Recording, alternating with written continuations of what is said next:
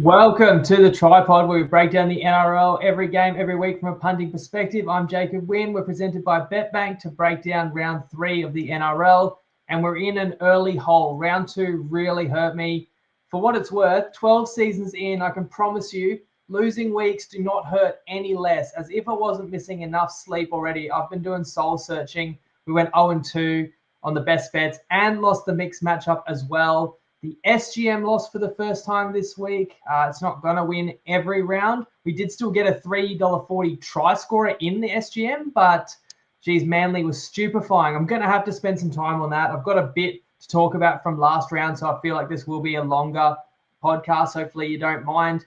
Look, the SGMs, I think they're going to pay in the range of $6 to $10. I want them to be juicy, but not too crazy, but it really depends on how I see the games. But for those to hit, we're going to have to get a try scorer and hit our angle for the game. So it's hard enough getting one of those right, let alone both every week. But we've done pretty well to be 2 out of 3. And I thought BetBank finding us Olaquatu at 340 was still outstanding. It's not their fault that I picked Manly. I don't know if it's my fault. Let's just talk about Manly right now. That game killed me because I would have been even on best bets and even on mixed matchups if Manly could have just stood up. And I could spend the whole episode talking about how bad the Seagulls were, but you're at Brookie. It's Sunday Arvo. You've come off a home loss. You're playing last year's Wooden Spooners. They don't have Leo Thompson this year. Ponga gets injured 28 minutes in. Brown, the highest paid player in the game, is gone before halftime. No Sharp from round 1. And even if we say, hey, look, teams have a shocker, which Manly certainly did in the first half, dropped multiple bombs that either led to a try the very next set, if not the very next play, with the Knights picking it up and scoring. It was 30-10 at halftime. Even if we cut them a heap of slack and say it happens, you got to come out and throw a punch. And Olaquatu scores first in the second half, which was the SGM selection. Now it's 30-16. You got $3 million plus worth of spine on the sideline. Do you know what the score was from that point onwards in the final 35 minutes of the game? It was 6-0 to Newcastle. How is that possible? I don't want to exaggerate, but that was genuinely the most horrific display I've seen from any team, not a team I've bet on, any team in any game in recent memory, given all the circumstances. You tell me what happened in that game, and I couldn't have enough on Manly. And as a team, we got it -3.5 7 days ago. Now, look, they lost by 20, so it's not like I'm totally defending the pick. And I'm actually glad that Manly got flogged, which is what they deserved, and didn't come back and win by 2, and then they'd be happy, and it'd just be us that would be stinging. But before we get into this week's best bets, which I always promise you at the start of the show, I do want to just talk a little punting theory. All right, what makes a tip good or bad? Because some people might just say, hey, it's really easy. If the tip wins, it was a good tip, and if it loses, it was a bad tip. If you see it that way, I understand. For me, honestly, the way I think about it is, if a tipster gives 1,000 picks at $1.90 and wins 600, it wasn't 600 good tips. It was 1,000 good tips, because a good tip is $1.90 that's going to win 60% of the time. So what I'm trying to say is not every good tip is going to win. And we look at the Sharks weekend, and they were swept away, so it wasn't really that close. We had first half plus 4.5. Once again, it closes, as I said, closes 6.5 for the full game, closes 2.5 for the first half. We get through a key number on both best bets. Now, that means that if you took Penrith, if you bet against Penrith with my bet a week ago, and Penrith's up by 4, you win with the pod best bet, you lose if you bet on game day. With the Manly best bet, you win if Manly wins by 4 or more, but on game day, Manly could win by 4 or even 6, and you would lose. What we call that is closing line value, or it might be referred to as CLV. You'll see in the forum. And some people will tell you CLV on its own is all that matters, because long term, if you consistently beat the line, you will comfortably win more than 50% of the time against the spread. For me, I do definitely look at closing lines in terms of evaluating how sharp my pick was. And whether what I advised was better than you could get on game day, because there's more information in the market, more liquidity, more intelligent. But I also won't hide behind closing line value. There's a little bit of self-fulfilling prophecy. If I say a line's going to move, the pod has an effect on market, so then it does move. Then I can't say, see, I was right, because we have influenced the market. But I don't hide behind CLV, because I pride myself on picking teams that will be in a position to play well. Neither Cronulla nor Manly played well. That's on me. And if you want to criticize me a little bit more, you might say, Jacob, 3 weeks ago, you told us the Seagulls are going to come 17th on your ladder, and then you backed them for a best bet. And that's a fair comment. But I would say Manly's at full strength. They're only going to get worse from here if they lose any of the guys they really rely on.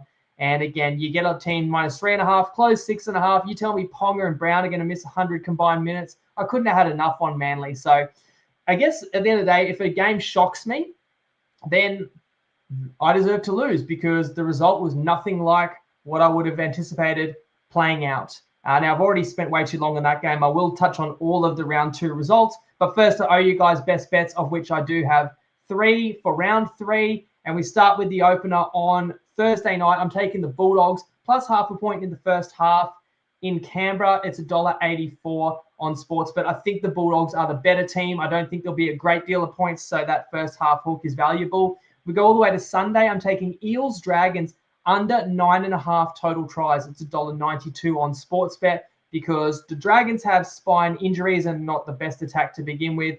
The Eels, I think, are still improving despite the fact they did put on 40 against Brisbane, some fortuitous tries amongst that. And I think there's desperation for the Dragons, who are 0-2. And then Cowboys Titans are both desperate. They're both 0-2. And I'm saying either will win 1-12, and that's $1.95 on 365. And for me, I think either of those sides, they're not looking for a blowout win. They're just going to be scrapping and clawing to get 2 points and to get off the schneid.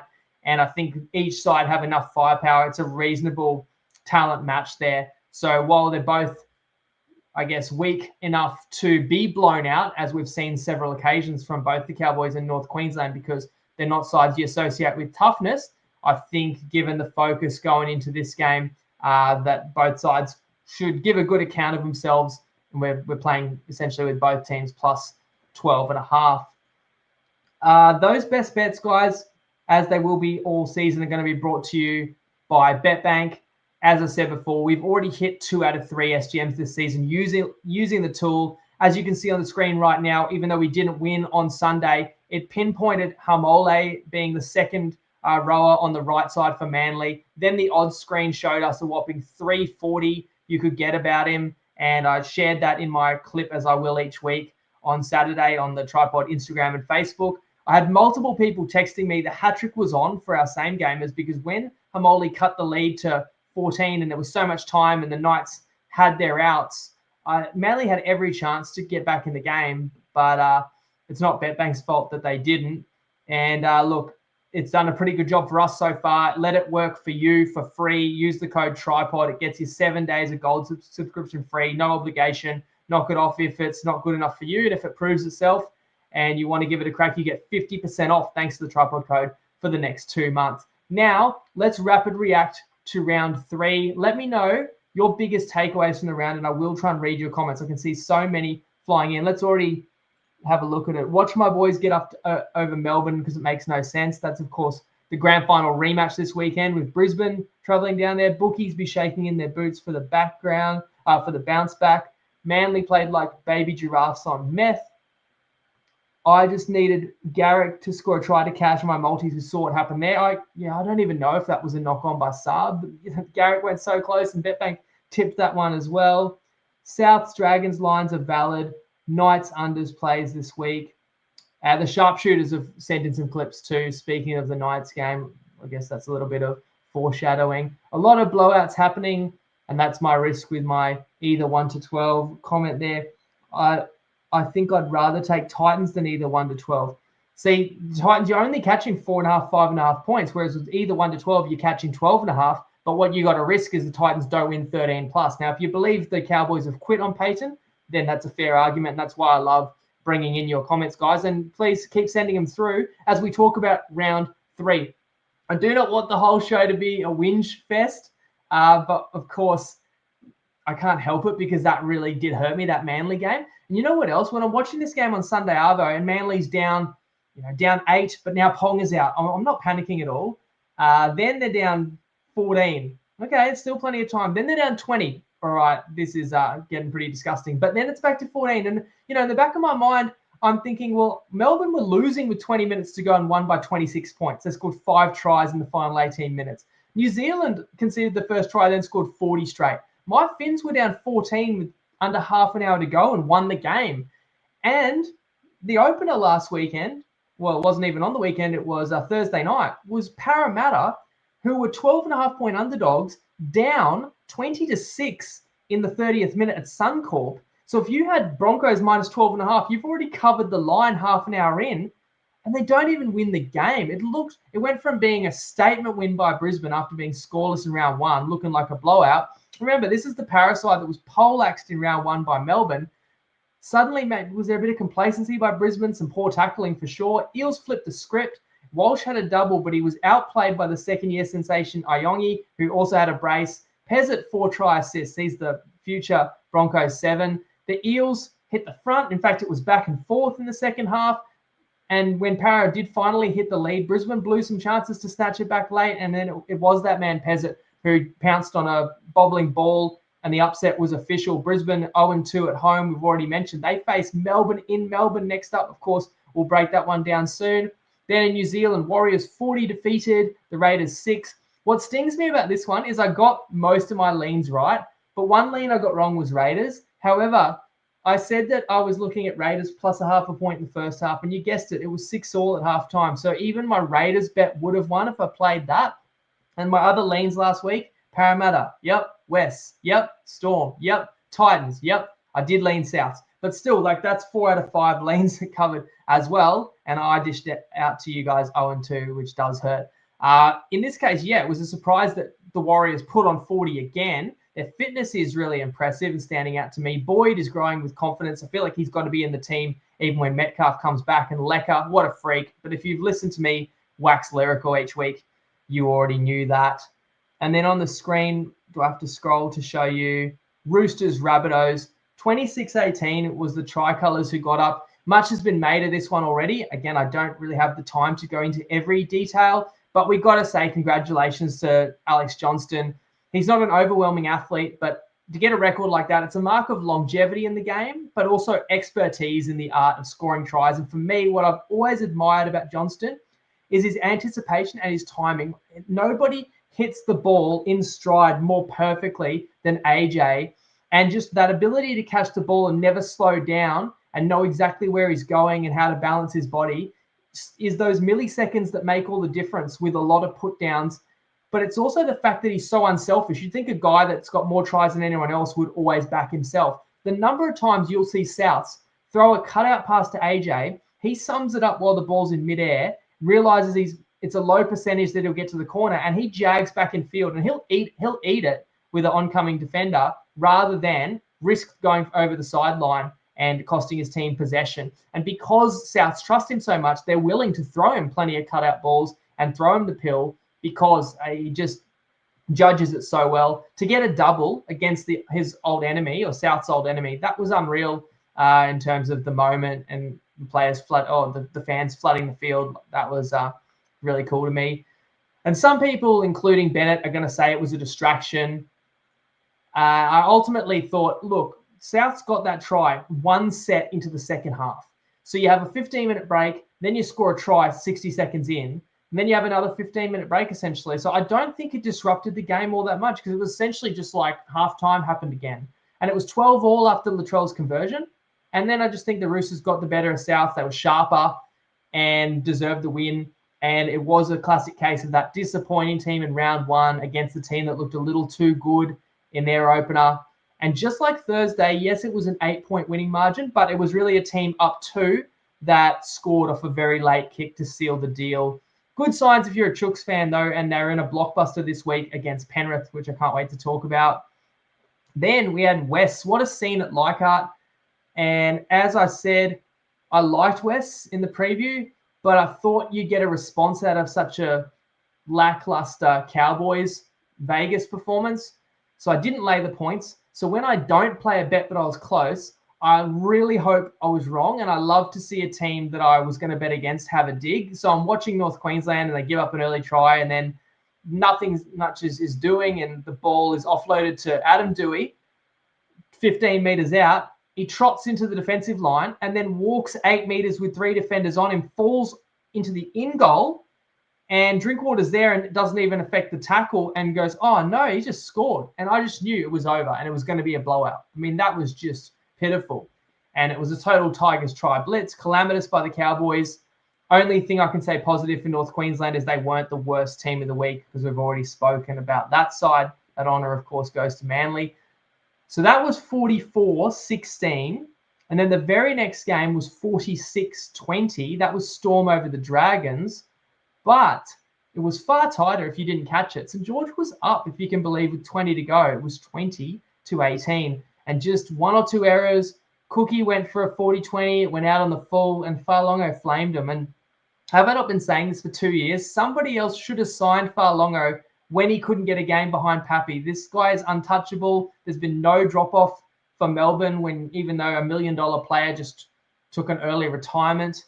And this game was also a reminder of how fast matches can flip in the modern NRL, because you would have been nervous laying 7.5 with the Storm. They were no certainty to even win with 20 to go, and ended up winning in a blowout. And that's back-to-back blowouts for the Storm, which makes it even more intriguing, I think, as they play a Brisbane team that has been uber disappointing so far. And speaking of disappointment, next up was in Bathurst, 26. The Panthers defeated the Sharks 6. Well, similar to round one for Penrith, it was 12-0 late in the first half, and then Penrith gets just a little opening and scores on the halftime siren, and it's curtains. 18-0, it's over. And yes, there was a blatant knock-on by Jenkins that led to the Penrith first try. Yes, there was a terrible obstruction call that gave Penrith a penalty that led to their second try. And yes, Cleary did score in the 40th minute off a one-on-one strip that just bounced into his lap. But at the end of the day, they lost 18-0 Cronulla in the first half, and I had plus 4.5. So I really don't want to be that guy making excuses because it wasn't a good enough bet. Penrith produced tenacious D just like they did in round one, and held the footy this time, where Penrith was sloppy in round one and still won 26-0. Penrith were near perfect in Bathurst. That gave Cronulla almost no chance. I cop a big L there for my best bet. I said that game would be competitive. I was wrong. I took on a legendary team who had one of their better performances, and it was painful. I'm sorry. But it wasn't nearly as painful as Knights Seagulls, which we are going to touch on again. Look, I've said plenty about this game, but it's like I'm really looking forward to it, and I know that if Manly puts a strong performance in and we get the mixed matchup up and we win our best bet where the line's shifted significantly, we're in a pretty decent position, because the record would be like 3-3 best bets, 1-1 mixed matchups, and great profit on multis. But this, just from the opening kickoff, was a debacle. I mean, Brooks lets it bounce and it goes out, and the Knights score first set. And then Manly gets shredded for a second try. It's 12-0. Of course, Ponga kicks both from the sideline, right? But then I'm still not panicking, especially when Manly hits back-to-back tries and it's 12-10, and Turbo scores a pretty soft one himself. And then there's a moment where Fogarty finds a perfect kick to get Manly out of trouble. It goes right into the corner, and Manly makes the first 3 tackles inside the Knights' 10. And then the Knights shift it left, and I'm watching this going 1,000%. They're going to pass to Bradman Best and try and get a power carry to get him out of trouble. Not only did the Knights throw it to Best, they throw it to Best for a clean line break. How do you give up a clean line break to the most obvious player who's about to catch the ball when you've completely dominated the first 3 tackles and the other team's inside their 10? So it's a 90-meter Knights try, right? And if you're going to say, well, you don't back Manly for their defense, surely at least they threw a punch in attack. It was just so horrible watching Manly attack, because they had enough opportunities in this game and did nothing with it. There is zero structure to this team, and nobody's out. Don't tell me. I heard people say Manly really missed TKO. TKO hasn't been a relevant, like, needle-moving player in the NRL for 6 years. If you miss TKO and that's your problem, that shows what a horrible team you really are. I just thought Manly never set anything up, no structure, no plan in attack. Dead set Turbo just went, give me the ball on 5th multiple times because nobody else was doing anything. And then Turbo either turned it over or got caught with it. I mean, Brooks did more harm than good. I would throw Joey Walsh straight in there. Manly at least are on a bye, so I can pretty much promise I won't mention them again. And finally, my Finns, they saved the season. I think 0-2, losing to the Titans would have been an early hole for themselves. And just like Manly and Brisbane find themselves not only being 0-2, but it's 0-2 and your first 2 games are at home. However, the Finns pulled the win out late. Now, on a betting note, and again, people that don't like me, and there's enough out there, you're going to just say I'm whinging, but I'm trying to be genuine with how I feel, and I just feel a little bit of anguish this week. Once again, the line that was available for Titans Dolphins when I previewed this game 7 days ago was 8.5, 9.5. And what did I say? I said I looked and I couldn't get a 10.5, and I was willing to play the ugly side Titans against my own team, but there were no 10.5s. But by game day, you could get Titans plus not 10.5, but plus 12.5. So once again, I do say to you, you have the ability to bet whenever you want and whenever the opportunity presents. That goes well beyond the window that I bring you my plays for simplicity to follow and for you to hold me accountable based on what I say every week, right? So I do feel like, man, I could have had a winner. If I got to bet on game day, I would have gone against my team with plus 12.5. I had a feeling that would be a funky game. You know what? If I was betting on game day and that Manly line was 6.5, 7 a lot, and it's 6.5 or 7.5, I wouldn't have touched it. It's funny. What's available to me obviously influences what I grab on Tuesday, and it hasn't worked out too well so far this season. I was worried. I thought the Finns were going to get done, actually, and I thought the Dolphins were lucky with a dropout call that could have easily been a 7-tackle set, and Fini Fuyaki scored directly off that short dropout, and then Hammer skied over Kinney for the match-winning try, pinching a bomb, pinching the win. The Titans had chances, but when you miss a guy like Jaden Campbell, that's a big reason. That's a big player that you would love to be there in those moments late in games where there's fatigue and where you're where you need to come up with a try to win the game, because I thought that the Titans halves were a bit lost. Knights too good without Ponga, and Brown would have been a bloodbath without him. Yeah, that's the thing too. I can't really defend the Manly tip, because the other argument would be if Ponga and Brown didn't get injured, how much would the Knights have won by? But it does go back to the fact it's just a total head scratcher. How could Manly have been that bad? And I'm not the only one saying this, but I mean, teams have got beat by 50 or 60 before. You can say, well, that's worse than Manly. But given everything, I was in dismay. But let's move to round 3 anyway. It's a new week, and it is a long season. So we changed the graphic to put up some of the lineups, which you can have a look at, but also you can be sure you know which game I'm discussing. And we kick things off Thursday night at GIO, Raiders Bulldogs. It's pick'em. The odds are thanks to Unibet. A scene of a classic comeback by Canterbury last year. 20-0 the Raiders led. I'm pretty sure it was 20-0, and I'm absolutely sure I was on Canberra for a best bet and they lost. Papali'i is back and slots straight into starting prop. Tuala takes Cherry's place at right centre for Canterbury. That's been highly publicised since Sunday. To me, Cherry's the better player, so therefore it feels there's a little more than meets the eye to this story, and hence why Cherry is asking for that release, reportedly. My best bet is on the Dogs, and that's probably not a surprise to you. I'm taking first half hook plus a half a point. I don't love going against Canberra when they've just been flogged, because I think you get a response out of good teams off bad losses. And I also think if you like Canberra, you can argue that Canberra have played the last 2 weeks while the Dogs have been off. And I always talk about a fresh team or a team off a bye, but I think this early, you'd argue match fitness is a bigger advantage than rest. The Green Machine also went 11-1 at home last year. That's why they're a favourite in this game. They were very hard to beat at home. That the one loss was that game I just mentioned. So maybe there's revenge factor for Canberra. But it's a simple handicap for me because I just believe the Dogs are the superior team. I think the forwards are pretty evenly matched. But I've got a better halves combo, I believe, with the Bulldogs and a more defensively sound side, I think. So I like Dogs to win. I like plus 1.5 points. I like Raiders unders. You can get under 25.5. But best of all, I like first half with the plus hook because it's such a valuable half point in tight games, especially where points could be at a premium in the first period. And the Undertaker's pick this week is on this game, so let's find out if he sees it similarly. G'day guys, Matty here, 1-2 on the season after a shocking tip last week with Manly. I don't think I'll be on them for a good while. Won't talk any more about them. Bet of the week, I'm going to go the under in the Canberra Raiders versus Canterbury Bulldogs game. It's 49.5. I think just to get to 50 points in the Bulldogs game is always a lot to ask for. I especially like it because the Raiders last week conceded 40 points in 30 minutes to the Warriors. That is disgusting. Ricky will hate it. He'll have them fired up for a big game. I think defence has to be the focus, and Canterbury's defence is always really good. So 50's a lot to ask for. That'll be the play under there. Good luck.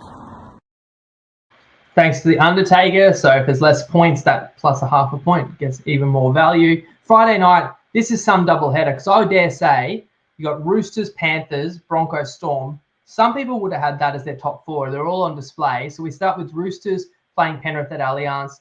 The Panthers are minus 5.5 point favourites. So at first, my first thought was this was the 24.5 point upset from last year, early last season. So that was by far and away the biggest upset of the year and one of the biggest ever. Maybe even you could have got 26 and a half. I think nobody wanted any part of the Roosters, who'd been flogged the week before by Brisbane. And of course, Penrith were the 4-time champs. And the Roosters won that game, if you don't recall. But we all know Penrith had such a terrible start last year, were languishing last mid-season, whereas the team that is not defending a premiership for the first time in 5 years has been packing a powerful punch so far this year. The Roosters do welcome in Reece Robson. It's his club debut after a pre-season thumb injury. So Uelu will be pushed to the extended bench. And that's the only change from the team who got the Chockies against the Bunnies. Penrith returns a rep player as well, though. Liam Martin will play his first match of the year. Cleary's been all class. But you know what's really stood out to me has been the confidence of Talangi in his second season alongside Nathan, and Edwards asserting himself again to remain Blues fullback and facing the man who last year had better form, and that is the ageless Teddy. This will be a beauty of a game. You've got to be brave if you go against Penrith. I was brave last week, but it was a painful watch. Once they get on top and they turn the screws, the Roosters, I think, have more strike than the Sharks. So they do have a chance, but it's going to be so important how the Roosters finish their sets and overall kicking. So that's yardage kicking, because the duties can be shared between Walker and DCE versus Cleary. You've got to win that battle, and your final plays have to be on point. And both these teams looked pretty sharp last week. I understand why Penrith are favourite with their pedigree. And you've got to remember, the Roosters are still missing Radley. Billy Smith remains sidelined. I think the line is in reasonable range, so I haven't got to play. Keep an eye out for the Rooster Booster on Unibet, because they are giving you very juicy, exotic ways to add a little bit of extra spice to the game. Now, let's go to the grand final rematch. Tell me, guys, in the comments, how do you see this one? Brisbane against Melbourne at Amy Park, and the Storm are a 7.5 point favourite. It was Brisbane who got the better of them, overcoming a 10-point halftime deficit in October on the back of a Walshy masterclass. Of course, Liero has served the suspension he received late in that game. Alex McDonald could return from his head knock. He's in the extended bench. Bloor will be out at least another week. Farlongo, already mentioned, is just on fire. Brisbane drops the man who had a double in the grand final. Shibasaki had some poor defensive decisions last week. So Mariner shifts to centre, and Mr. Anderson is on the wing for the Broncos, former Stormer as well. Reynolds is named to play despite being withdrawn last week with the hurt ribs. Piakura could be in this one as well, is in jersey 18. So on one hand, I've got the 0-2, massively disappointing, lost 26-0 first week as home favourites. Don't forget, were Brisbane home favourites against Penrith? I believe they were slight favourites. And then that was on the heels of being down 26 points in the World Club Challenge to Hull KR as well. And then if that wasn't all bad enough, Brisbane blew a 14-point lead as a 12.5-point favourite over Para, and that was at home as well. Now you've got to travel to Melbourne and play a side that has won by an average of 30 points so far this season. But you know me, I'm a crafty contrarian, so I usually want to be on the team that couldn't have looked any worse against the team that essentially couldn't have looked any better. So then maybe I'd be playing Brisbane. But when it's a grand final rematch, I almost always want to be on the grand final loser. I just feel that team has a bigger edge. They've circled the calendar. It's going to mean that little bit more. You look at last year, Melbourne did exact revenge over Penrith twice in the regular season. So while I like 0-2 versus 2-0, I also think it's not just any 0-2 team that's been written off. It's the defending premiers who many of the public will still believe in.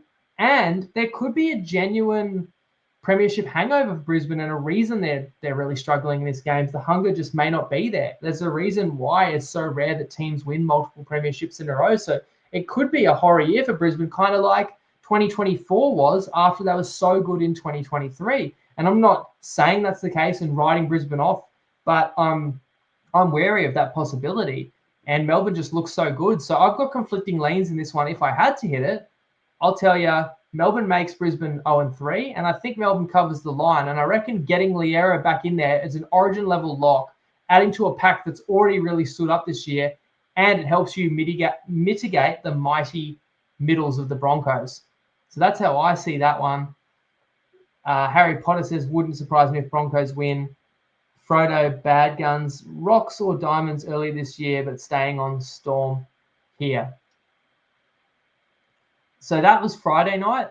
Let's move to Saturday. So we scroll down. It's Knights, Warriors at McDonald Jones. And New Zealand are a 6.5-point favourite on the road. And that is because while Sharp does return for Newcastle, of course, Ponga and Brown are out with significant injuries.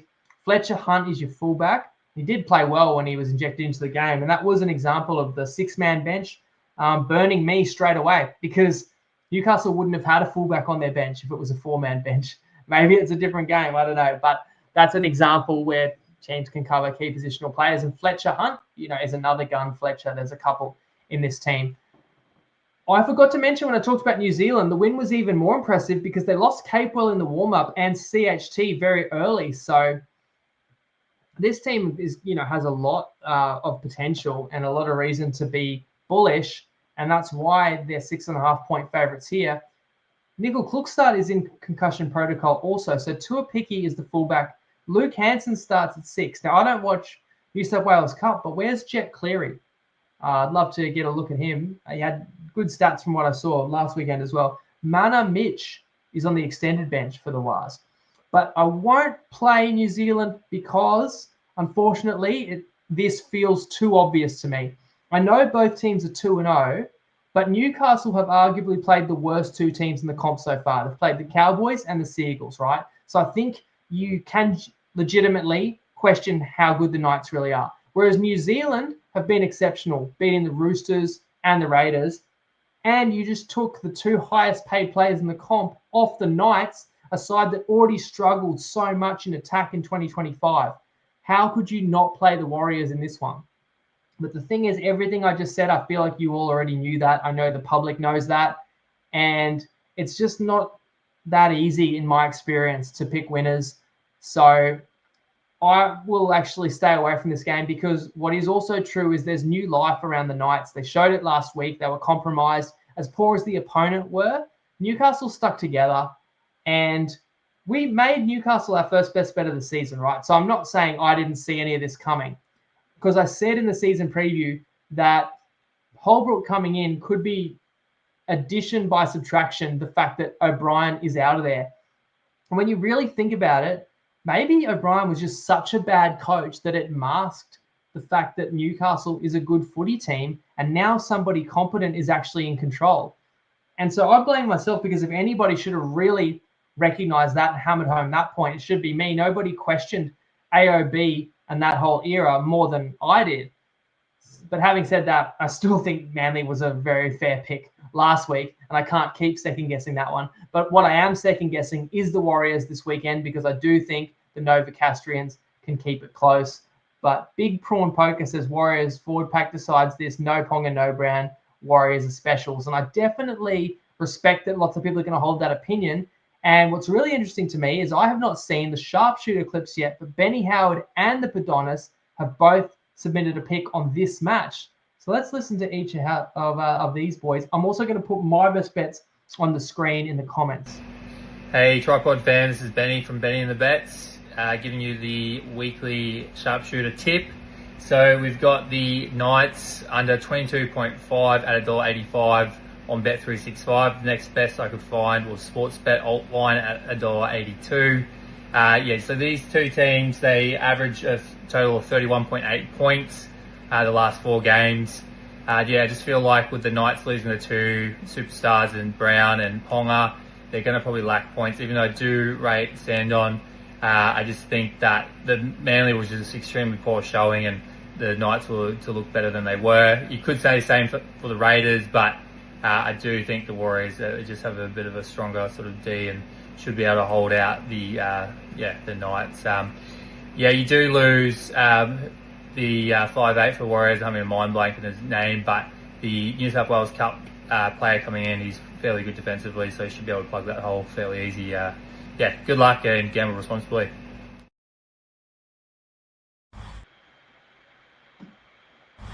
G'day guys, Padonis here. Hope you're all safe and well. Coming to you for round 3. And I sat on the sidelines last week, assessed where the teams are at. My best bet this week is going to be a home underdog.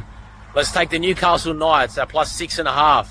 That's available at $1.87 on Bet365 and plenty of other sites as well. I know that the Warriors are undefeated, but they're making their first trip here across the ditch in front of what's going to be the home opener for Newcastle, in front of their raucous crowd. I just can't believe that this side is a plus 6.5 dog. I know that Kalen Ponga and Dylan Brown are out. We're going to get some injured player lift. And Fletcher Sharp does come back, which is a big in for them because he was electric in Vegas. And I just like that the way that the Knights are building and how they've started the year under Holbrook. There's a renewed confidence there, and I like that momentum to continue here into round 3. When you look at the playing style of both teams, I think the conditions are going to suit the Knights a lot more. They do have a weaker forward pack, but I think that in a day environment, the conditions won't be in favour of the Warriors like they had the last 2 games in Auckland. They had a bit of dew, night conditions and a bit of rain around. So I'm happy to fade the Wars. Let's lean on the Knights to build on what's been a great start to the year. They might not win the game outright, but definitely can see them keeping it close. So good luck, gamble responsibly.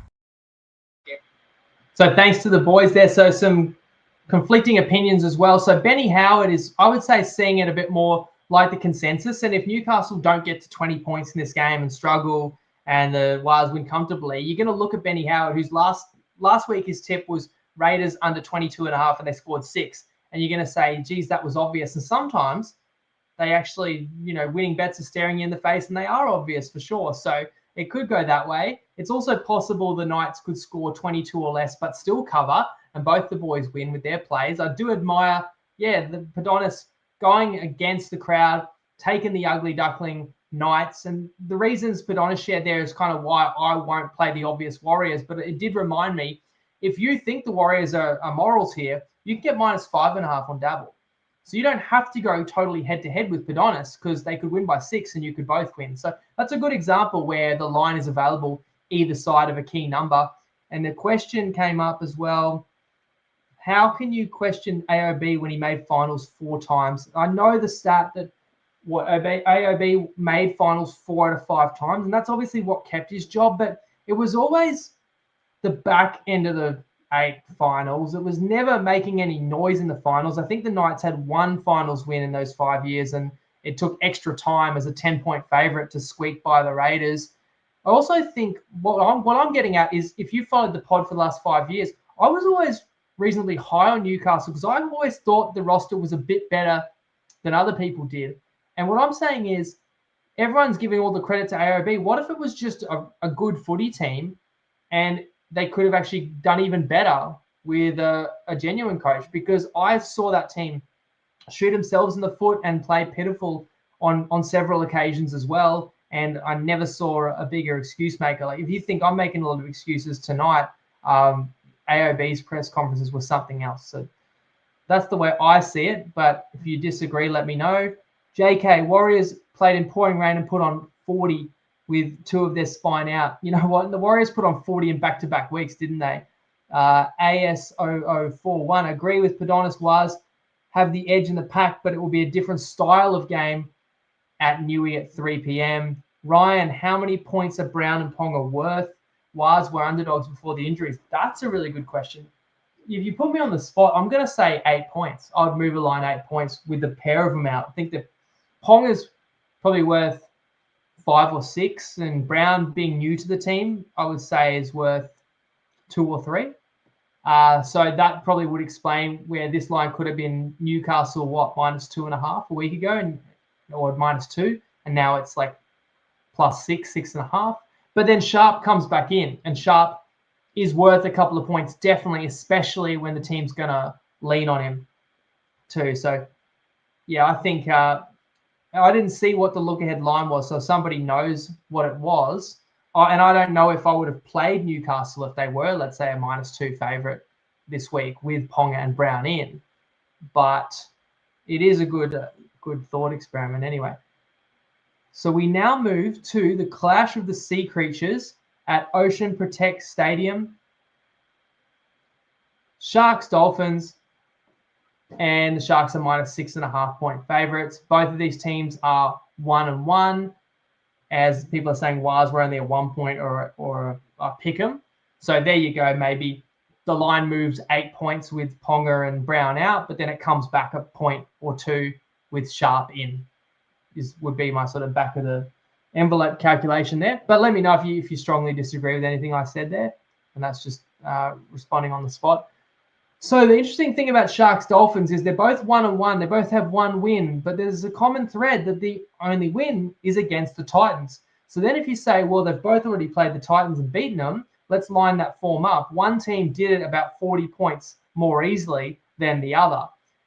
So despite being clear second best in Bathurst, I am worried the Sharks are going to rebound here. Fitzgibbons picked the same team, as you can see on the screen, but Wilton's in the reserve, so he could join the side. The big bad Wolf has also kept the faith with his side, who did win, but that is a Dolphin side that still has no Marshall King, still has no Saifidi, still has no Donahue.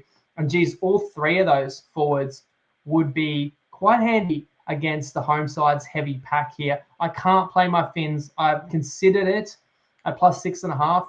But I see the Sharks bouncing back after being manhandled by Penrith. I think that's good team off a bad loss, because I still think Cronulla are the superior pack, the better defensive side.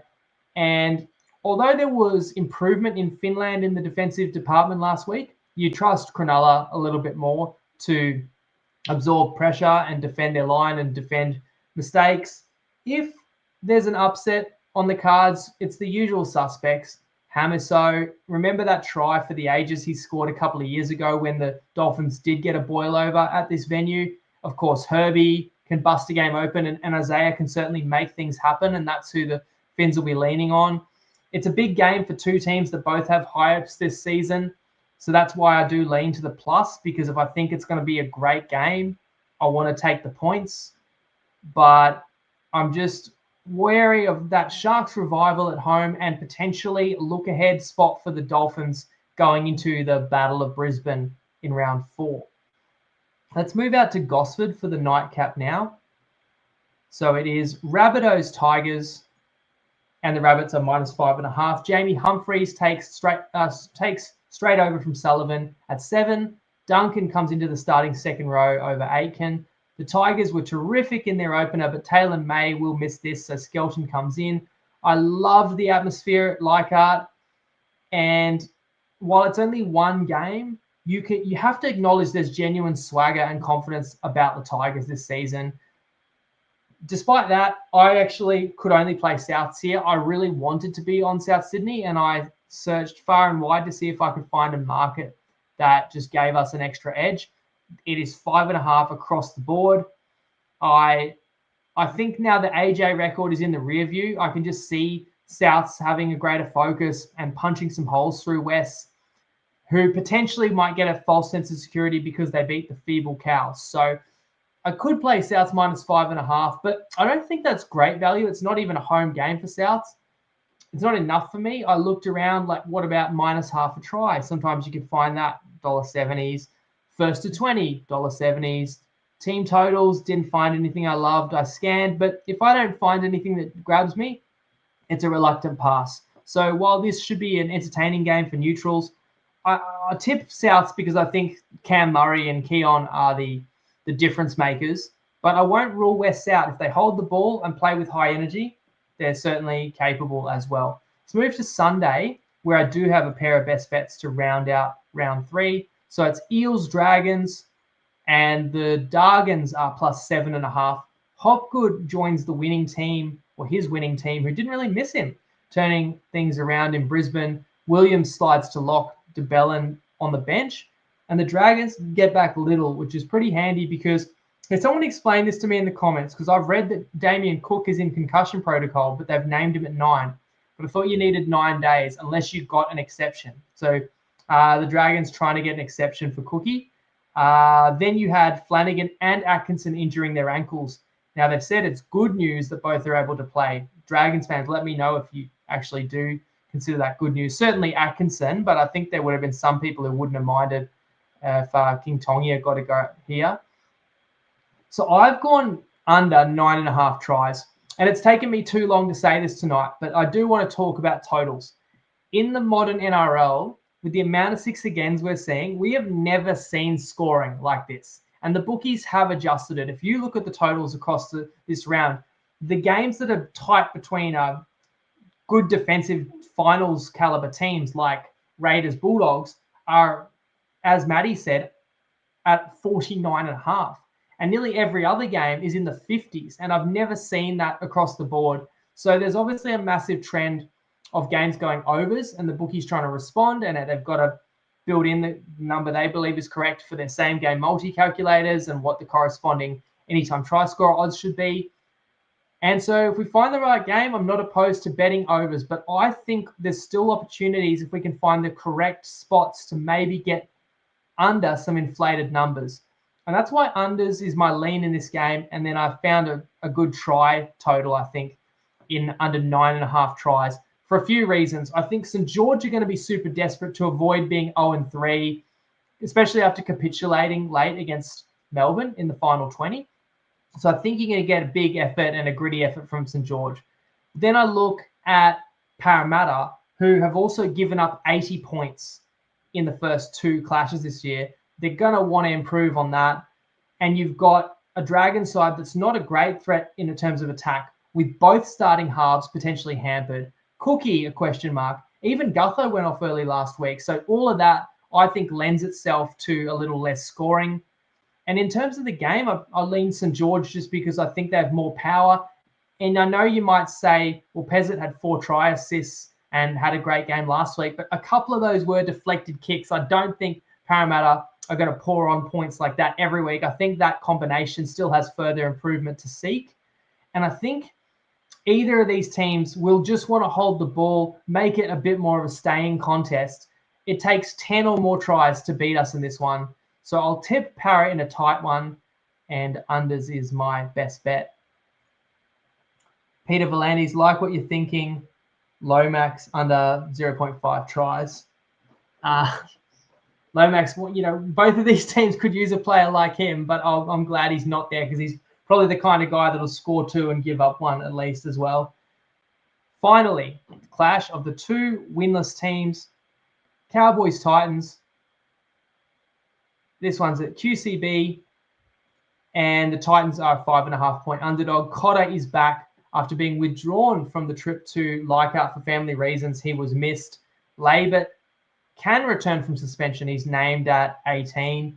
And Campbell is on the interchange bench for the Gold Coast. I mentioned that he was really missed against my Finns, so he'll be a welcome addition.